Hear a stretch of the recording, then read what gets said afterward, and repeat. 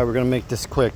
Video is on. You're about to watch is a 2012 Charger. Customer called us in because this sounded like shit.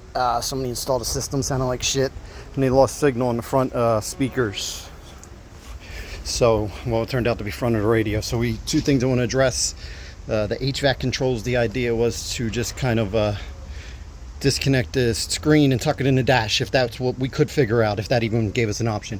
And then the resistors, the whole reason they lost the signal on the backs on the speakers was because the people who installed it completely disconnected the speakers. And on Chryslers, Dodges, things like that, if you don't have a load on the back of the radio, it will shut that channel off. So we had to put resistors in. That's why you see them in the end. Stay up. All right, so here's the deal. Metra makes a kit. It's like $600 to install radio on the lower part where the HVAC controls are.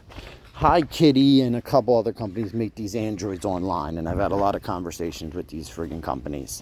But since this is only the 4.3-inch screen, the heating controls, my customer's not worried about like seeing the fan or anything on the screen right at the moment. I am in communication with Hi Kitty to try and figure that out, to get it come on the screen. But as of right now, I don't think it's going to work, but we're going to do this install. We're going to make it fast.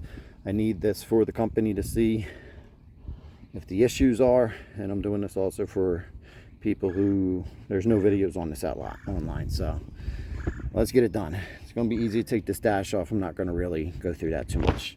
Boxing, here is the radio. Here is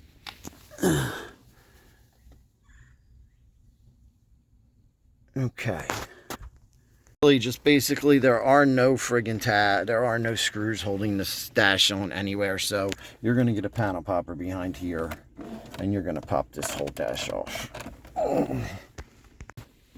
I've already had mine off a couple times, so this one's going to be easy for me, but yours will probably be a little tougher.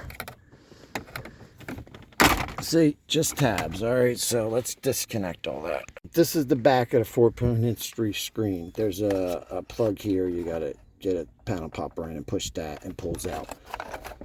Then on this side, same concept. This one, you lift up. You can see it right there. Boom.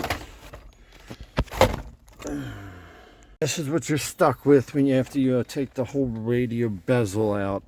Okay, you got the 3 wires coming out. Boom, 1, 2, and then this is the display screen from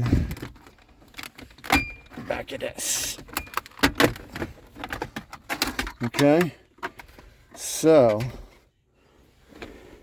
how the hell are the heating controls going to work if this doesn't plug into anything? That is the question. We're going to keep this going even though I can't see how this is going to work. All right, this is the radio control box. So, pull this fucker out. All right, let me get her out. All right, see? All right. I have to drop the shifter and stuff. Let me get her out. I'm a little confused on how this is supposed to keep working. So here's the plug. Here's the plug from both sides. All right, this was speaker testing. Here's the back of the radio. It only gets plugged into, hold on. That harness only plugs into there. Let's even see if the harness they sent us fits.